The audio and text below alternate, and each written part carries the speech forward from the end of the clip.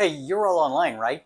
So you see these TikTok screwballs freezing themselves in a bunch of cold plunge videos, right? They're telling us all it takes is a little mental toughness and discipline, like the military. That line always makes me chuckle. They give us these cold plunge tips right before pitching a recovery supplement subscription no one can afford today. That outran war, that'll get you every time. I would know. I'm Tom Smoot, your favorite biomedical engineer and former special operations soldier. All of this smells like a gimmick to me. Like a manufactured online argument to get people talking about cold plunges. So let's talk about it. Now, here's what happens if you cold plunge in the minutes before you train. It cools you, but not just your skin. The cold plunge cools your actual muscles, and muscle temperature is directly tied to how much power that muscle can produce. That research goes all the way back to 1979, when researchers measured muscle temperature against strength and power along with jumping and sprinting. They found a direct relationship. For every degree Celsius the muscle cooled, power output dropped 4 to 6%. Jumping and sprinting performance dropped right along with it. That is not a small effect. A cold plunge can drop muscle temperatures by a few degrees. That's not hard math. You could be walking into your heaviest lift, already down a meaningful percentage of your explosive output. A more recent study confirms the mechanism directly. Cold water immersion at 10 degrees Celsius reduced contractile torque. It slowed down how fast the muscle could contract and relax. Interesting nugget from that same study, pure isometric strength, or just holding a static contraction, wasn't significantly hurt. It's those explosive, dynamic movements where you start to struggle. Think sprinting, jumping, anything requiring speed and power, not just raw force. Now, I'm going to give you an exception because the science isn't as simple as cold is always bad before training. If you're training in real heat, hot, humid conditions with real heat stress, pre-cooling can actually help performance.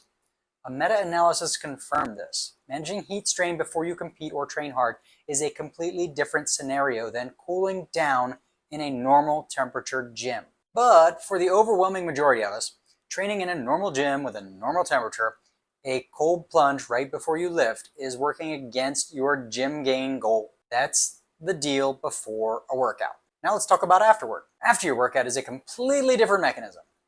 This isn't about muscle temperature and power output anymore. This is about signaling that goes on inside your body.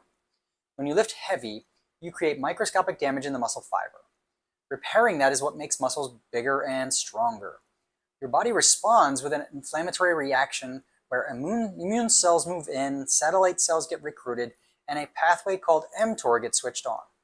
That pathway is what tells your body to build the fiber back bigger. If you have no inflammation, you do not get that signal, and your muscles do not grow.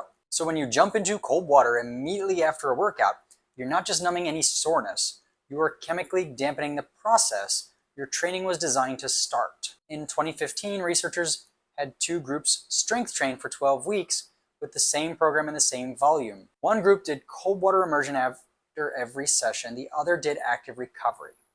The active recovery group gained more strength. They also gained more muscle. The satellite cell activity and the mTOR signaling were both measurably suppressed in the cold group. A 2019 follow-up confirmed it with whole body resistance training.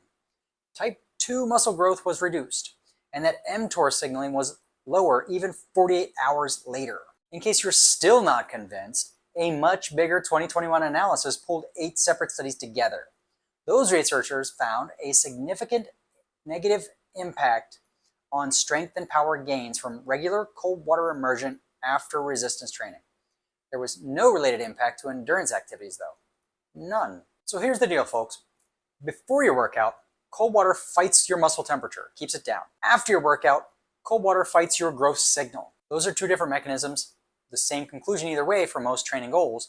The timing works against you. But there's one more variable neither of those acts cover. Before we get there, I need to ask for some feedback. I started this channel to stop people from getting scammed on supplements and everything else that doesn't work, but somehow ends up on the internet. If this actually helped you, you can return the favor by mashing those buttons to like and subscribe. It literally costs you nothing and tells the algorithm this is worth showing to someone else. Okay, so everything this far has been about timing, either before or after. But there are other variables that change the answers. They're temperature and duration. A 2025 dose response analysis looked at this directly. They defined moderate temperature as 11 to 15 degrees Celsius and moderate duration as 10 to 15 minutes. This combo was the most effective protocol for reducing muscle soreness. Colder and slightly longer was best for reducing creatine kinase, which is a blood marker of muscle damage. Also restored jump performance fastest. And the newest info we have is a network meta-analysis published in early 2026 where they took 87 studies with over 2,000 participants and confirmed it again for resistance training specifically. Passive recovery outperformed cold water immersion for strength building. So there you have it, folks. If your goal is muscle growth or explosive performance, don't cold plunge in the hours before you lift. It costs you power output. Don't cold plunge right after you lift either. It costs you those gains. Just push it to a rest day. Look, here's what I want you to walk away with. A whole fitness industry sells us on rituals. They say, do this every time. Then they shove a supplement in our face and say, take these magic beans too. Real science says cold plunges work, but timing and temperature both matter. They matter differently depending on what you're training for. So if this actually settled the debate for you, mash those buttons to like and subscribe. It costs you nothing, tells the algorithm this is worth showing to someone who might still be arguing about it in the comments. I'm sure I'll see them in there somewhere. Anyway, thanks.